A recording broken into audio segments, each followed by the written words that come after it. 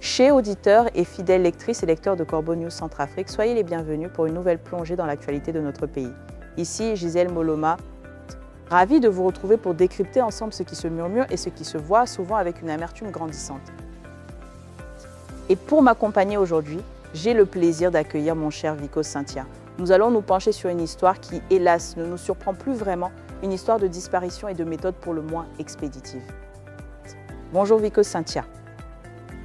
Bonjour Gisèle Moloma et bonjour à toutes et à tous. L'actualité centrafricaine, comme tu le dis si bien, nous apporte son lot de récits qui, à force, nous donnent l'impression d'être dans une boucle infernale.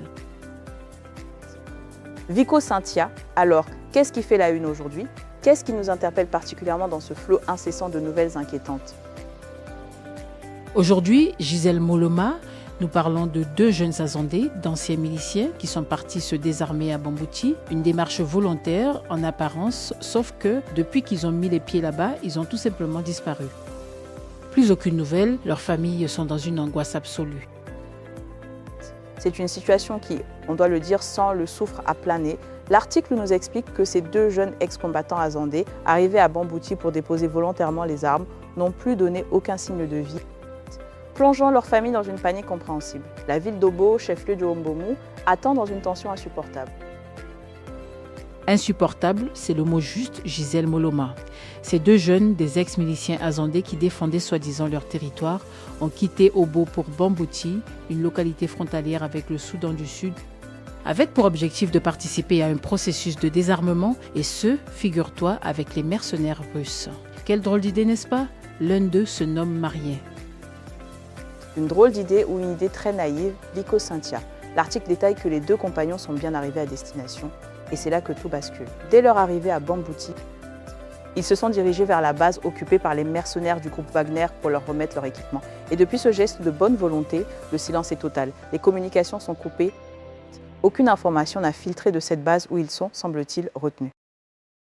Retenu, oui, c'est le terme poli. Gisèle Moloma, cette absence prolongée de plusieurs jours maintenant plonge les proches dans une angoisse profonde. Et dans la région, les rumeurs et les spéculations vont bon train.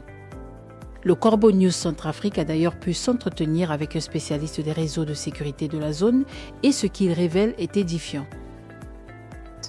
Édifiant et malheureusement prévisible, Vikos Cynthia, selon cet expert, l'intégrité physique des deux jeunes hommes ne serait pas directement menacée pour le moment. Mais attention, ils subissent un traitement spécifique. Ils sont retenus à l'intérieur de la position militaire russe pour, je cite, subir des interrogatoires particulièrement poussés et une pression psychologique et physique très lourde. Une manière plutôt directe de les désarmer, n'est-ce pas? Direct et dénué de tout scrupule, Gisèle Moloma. L'objectif de ces paramilitaires russes est limpide, obtenir des renseignements opérationnels cruciaux. Ils veulent arracher aux deux ex-miliciens l'emplacement exact de la base des combattants azandais et surtout le lieu de détention secret de la sous-préfète, du commandant de brigade de la gendarmerie, ainsi que des deux agents électoraux capturés à Bambouti le 28 décembre 2025. C'est ça la paix de l'empereur Faustin. C'est une paix armée, Vikos Cynthia, une paix de la terreur. Car, il faut le rappeler, la sous-préfète de Bambouti, le commandant de brigade et les deux agents électoraux sont toujours aux mains des miliciens. Les forces russes, pour les libérer, font donc pression sur Marien Blanc et son compagnon, leur faisant bien comprendre que leur libération et leur survie dépendent uniquement de leur coopération pour guider les troupes vers le campement des otages. Quelle ironie tragique! Ironie tragique et méthode qui ne trompe personne, Gisèle Moloma. Cette façon de faire correspond parfaitement aux directives imposées par le commandement russe depuis la capitale.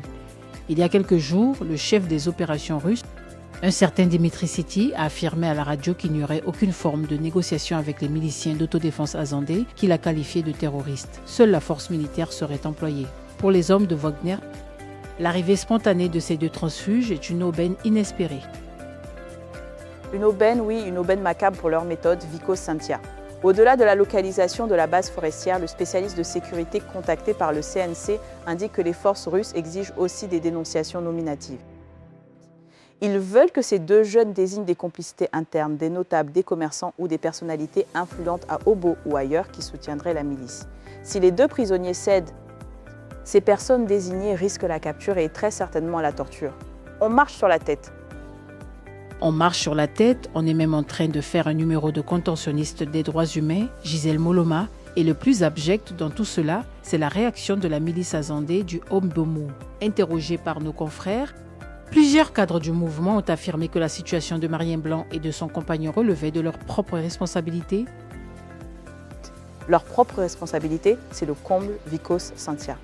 Les dirigeants de cette milice expliquent que ces deux hommes ont agi de manière clandestine, sans en référer à l'état-major et sans avoir reçu l'aval ou des consignes de leur hiérarchie.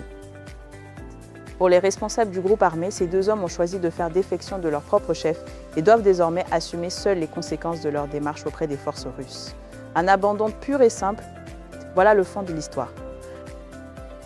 Un abandon qui en dit long sur la cohérence et l'humanité de certains groupes armés, Gisèle Moloma, c'est une histoire qui, une fois de plus, jette une lumière crue sur les réalités de notre pays, où même la bonne volonté peut se retourner contre vous de la manière la plus terrifiante. C'est une triste réalité, Vicos Santia, une réalité qui nous pousse à redoubler de vigilance et à continuer de dénoncer. Cet article édifiant est signé Eric Nzapa. Et si vous avez des informations, des témoignages ou si vous souhaitez simplement nous contacter, n'oubliez pas le numéro de Corbeau News Centrafrique, le +236 70 16 44 65. Nous sommes à votre écoute. Gisèle Moloma, merci pour cet échange. Merci à toi, Vicos Santia. Et à très bientôt, chères auditrices et chers auditeurs. Restez connectés au Corbeau News Centrafrique.